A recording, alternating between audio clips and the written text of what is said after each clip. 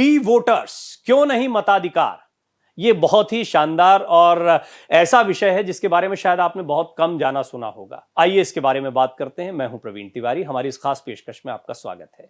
लोकसभा चुनाव में सभी पार्टियों की नजर मतदाताओं पर है। वहीं देश में दूसरी तरफ कुछ ऐसे भी लोग हैं जिनको वोट डालने का अधिकार ही नहीं है और इन पर किसी का ध्यान नहीं रहा है। जी हां, आपने सही सुना। आजाद भारत में कुछ लोग ऐसे हैं जो आज भी वोट नहीं डाल सकते हैं। इन्हीं को डी वोटर्स कहा जाता है। इन वोटर्स की तादाद कम नहीं है। आपको जानकर हैरानी होगी कि इनकी संख्या करीब 1 लाख के आसपास है। आज इस खास पेशकश में इन डी वोटर्स के बारे में हम तथ्यात्मक रूप से बात करेंगे, विस्तार से बात करेंगे। इसको लेकर हम सारी जानकारी आपको देंगे। डी वोटर्स असम का बड़ा मुद्दा।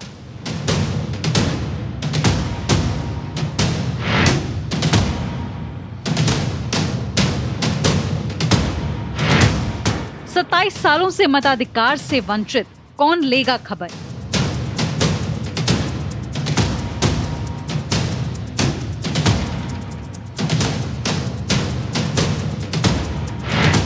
चुनाव में वोट से वंचित नागरिकता पर सवाल।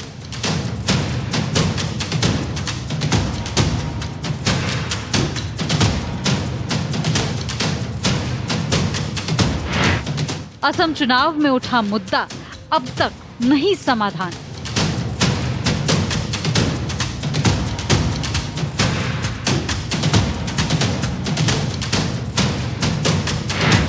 चौबीस का चुनाव डी वोटर्स पर कितना दांव।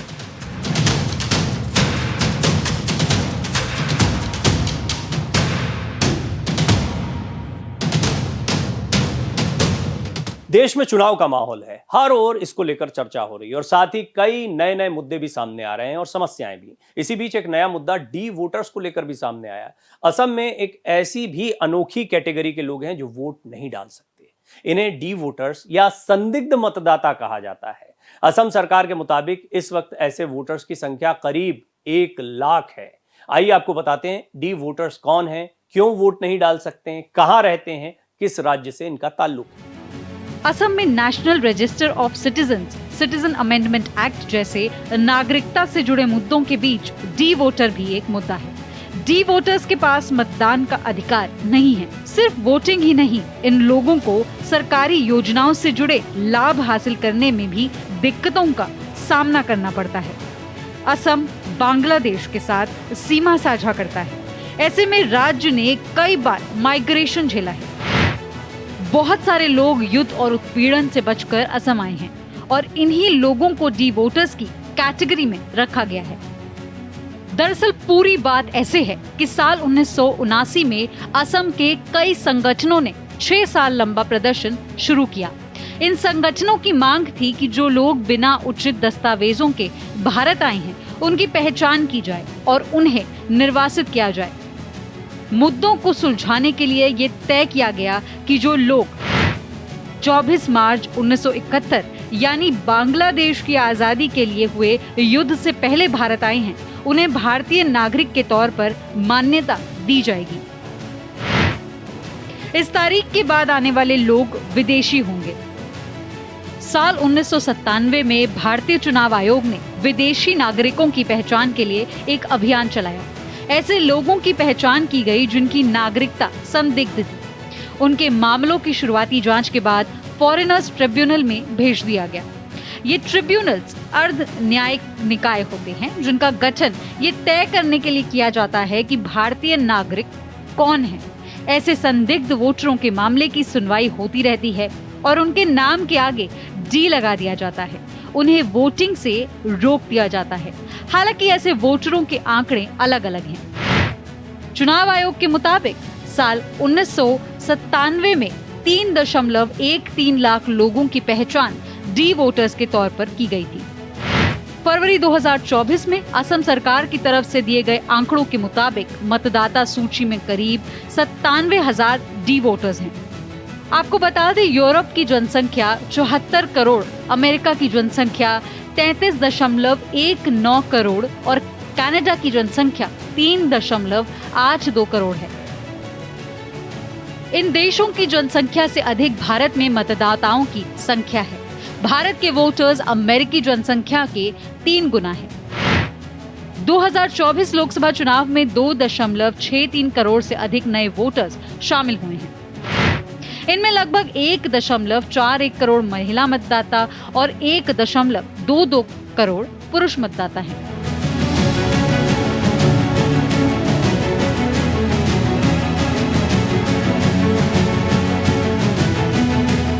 असम में नागरिकता से जुड़े मुद्दे काफी अहम रहे हैं। साल 2019 में national register of citizen update किया गया था।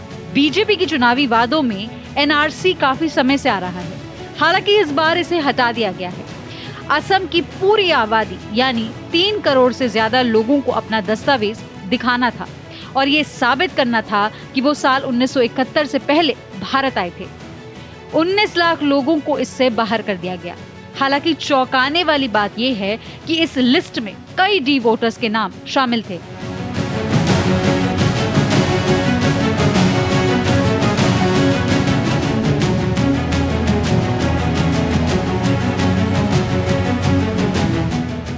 तहमीना खातून के बेटे फारूक दुबरी लोकसभा सीट से निर्दलीय चुनाव लड़ रहे हैं, लेकिन उन्हें तहमीना का वोट ही नहीं मिलेगा। तहमीना चाहकर भी अपने बेटे को या फिर किसी को भी वोट नहीं दे सकती हैं। तहमीना का नाम वोटर लिस्ट में तो है, लेकिन उनके नाम के आगे लाल स्याही से डी लिखा हुआ है। डी यानी डाउटफुल। बारपेटा के भैरगांव और जती गांव में कई डी वोटर्स हैं। इनमें महिलाएं ज्यादा हैं। साल 1997 में चुनाव आयोग ने असम में वोटर लिस्ट की जांच की, जिसके बाद लगभग 3 लाख लोगों के नाम सामने आए जो भारतीय नागरिकता पर जिनकी संदेह हुआ। इसके बाद इनके नाम के आगे डी यानी डाउटफुल जोड़ दिया गया। वर्तमान समय में 1 लाख के आसपास डी वोटर्स हैं। जब जब चुनाव आता है तब तब डी वोटर्स का मुद्दा चर्चा में शामिल होता है, लेकिन आज डी वोटर्स को लेकर कोई भी समाधान निकलता दिखाई नहीं देता है। इस बार भी चुनाव के दौरान डी वोटर्स पर कई बार बात हुई, लेकिन समाधान नहीं निकला। लोकसभा चुनाव 2024 में जहां करीब 1 अरब मतदाता अपने मताधिकार का इस्तेमाल कर सकते हैं, वहीं असम में करीब 1 लाख लोग ऐसे हैं जो वोट नहीं दे सकते। इन्हें डी वोटर्स कहा जाता है, वो लोग जिनकी भारतीय नागरिकता संदिग्ध है। डी वोटर्स का मुद्दा असम में बेहद अहम है। असम में लोकसभा की 14 सीटें हैं। इनमें से 10 सीटों पर पहले और दूसरे चरण में वोटिंग हो चुकी है। अब गुवाहाटी, बारपेटा, धुबरी और कोकराझार इन 4 सीटों पर तीसरे चरण में मतदान है। दूसरे चरण में वोटिंग हुई, उनमें भी कई ऐसे लोग हैं जो डी वोटर्स हैं। सभी पार्टी के उम्मीदवारों ने इनकी दिक्कतों पर बात भी की, लेकिन वो बात तक ही सीमित है। पूरे देश में सिर्फ असम ही एक ऐसा राज्य है जहां वोटर लिस्ट के नाम होने के बावजूद हजारों वोटर के नाम के आगे डी जोड़ा गया है, यानी वे डाउटफुल हैं, उनकी नागरिकता डाउटफुल है। लोकसभा चुनाव के प्रचार के दौरान मुख्यमंत्री हेमंत बिस्व शर्मा कई बार कह चुके हैं कि चुनाव के 6 महीने बाद इस मसले को सुलझा लिया जाएगा, पर इसको लेकर बयानबाजी के आगे कोई बात ही नहीं होती। हर पार्टी के नेता इस मुद्दे पर बयान देते हैं और चुनाव में ये डी वोटर्स का मुद्दा जोर भी पकड़ता है।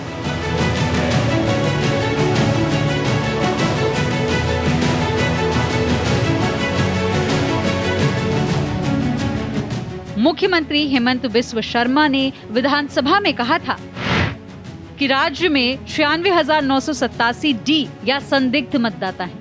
बंगाली हिंदुओं की नागरिकता का मुद्दा और डी मतदाता चुनाव के बाद 6 महीने के भीतर हटा दिया जाएगा।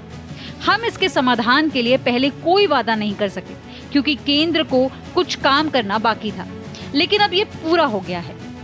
मैं आश्वासन दे सकता हूं कि डी मतदाताओं का मुद्दा और बंगाली हिंदुओं की नागरिकता से संबंधित अन्य समस्याओं को 6 महीने के भीतर सुलझा लिया जाएगा।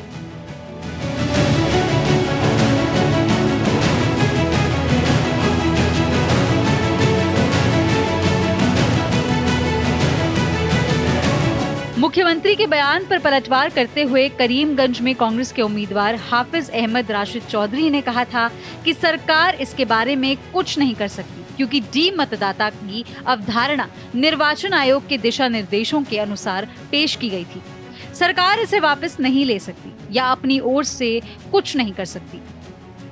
वो आयोग से ये आग्रह कर सकती है कि 1997 में जारी दिशा निर्देश को वापस लिया जाए।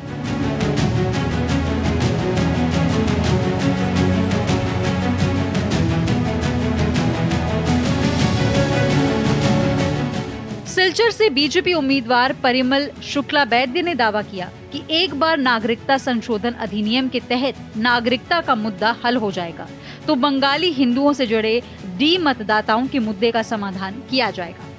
कांग्रेस के उनके प्रतिद्वंदी सूर्यकांत सरकार ने कहा था कि मुख्यमंत्री इसे चुनावी मुद्दा बना रहे हैं, लेकिन लोग उनके वादों को लेकर आश्वस्त नहीं हैं।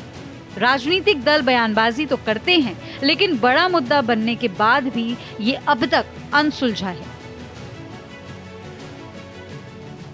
भारत को दुनिया का सबसे बड़ा लोकतंत्र माना जाता है, जहां फिलहाल दुनिया के सबसे ज्यादा लगभग 97.5 करोड़ वोटर्स हैं। देश का चुनाव ही भारत को सबसे बड़े लोकतंत्र की उपाधि दिलाता है। देश में मुख्यतः 4 तरह के चुनाव होते हैं, जिससे जनता बड़े से बड़े पद के लिए अपने मत का इस्तेमाल करती है और अपने जनप्रतिनिधि को चुनती है।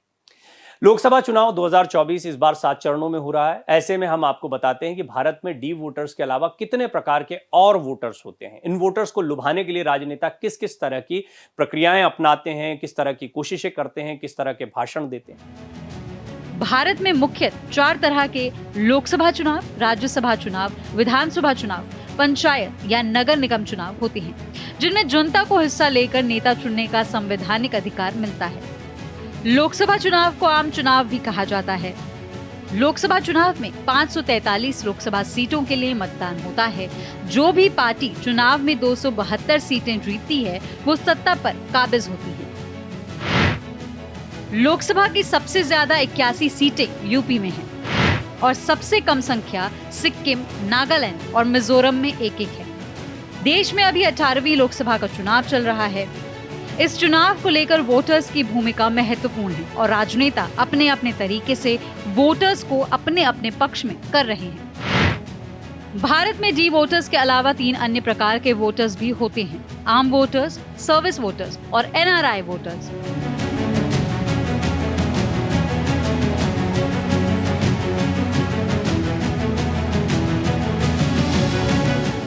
आम वोटर तो आप या हम हैं ही, जो पंचायत से लेकर लोकसभा तक होने वाले चुनावों में मतदान केंद्र पर जाकर अपना वोट डाल कर आते हैं। एक होते हैं सेवा मतदाता। सेवा मतदाता में वे लोग आते हैं जो चुनावी व्यवस्था में शामिल होते हैं, लेकिन व्यवस्था में शामिल होने के चलते पोलिंग बूथ पर जाकर अपना वोट नहीं डाल पाते हैं। इनमें सशस्त्र बल, राज्य सशस्त्र बल और विदेश सेवा में कार्य करने वाले अधिकारी और कर्मचारी होते हैं।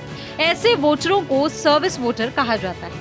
ऐसा कह सकते हैं कि जिन सरकारी कर्मचारियों की ड्यूटी मतदान के दौरान कहीं और लगी होती है, वे सर्विस वोटर होते हैं। दरअसल मुख्य तौर पर सेना या फिर अर्धसैनिक बलों के लिए ये टर्म यूज किया जाता है।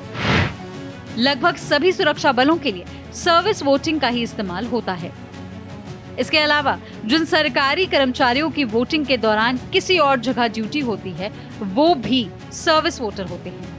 इनमें सरकार के अलग अलग विभागों के लोग शामिल हो सकते हैं, जो पोस्टल वोटिंग के जरिए वोट डालते हैं। निर्वाचन आयोग के मुताबिक इस समय 19.1 लाख सर्विस वोटर्स हैं। सर्विस वोटर यानी सेवा मतदाता भले ही वोटिंग के दौरान अपने शहर या गांव में ना हो, लेकिन वे भी अपनी पसंद के उम्मीदवार को वोट डालते हैं। ऐसे लोग ईमेल के माध्यम से अपना वोट डालते हैं।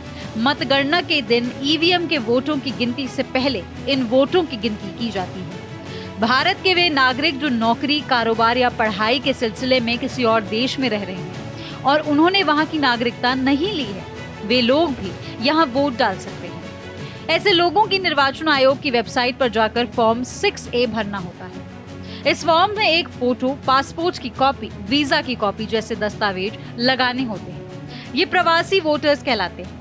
इसके अलावा स्पेशल कैटेगरी भी है, जिनमें बीमार, दिव्यांग और बुजुर्ग मतदाता आते हैं, जिनके लिए चुनाव आयोग खास तरह की व्यवस्था करता है। भारत एक लोकतांत्रिक, संप्रभु, समाजवादी और धर्मनिरपेक्ष देश है। देश को मदर ऑफ डेमोक्रेसी भी कहा जाता है। फिलहाल देश में चुनावी माहौल है। लोकसभा चुनाव 2024 की हलचल देश भर में है। राजनीतिक पार्टियां जोरों शोरों पर प्रचार में लगी हुई हैं। वो अपनी अपनी जीत के लिए कड़ी मेहनत कर रही हैं। हालांकि देश में डी वोटर्स जैसे कई मुद्दे हैं जिन पर बात करनी जरूरी है। अब देश में अगली सरकार किसकी बनेगी, इस पर सबकी नजरें हैं। किसके सर ताज सजेगा और किसको हार का स्वाद चखना पड़ेगा, इस पर भी सभी की नजर है। हम कई ऐसे तथ्यों को, कई ऐसे मुद्दों को आपके सामने रखते रहेंगे जो आपके लिए दिलचस्प हो। शायद चुनाव के विषय में आपने इन मुद्दों को कभी सुना ना हो। इस खास पेशकश में फिलहाल इतना ही। मुझे दीजिए इजाजत। नमस्कार।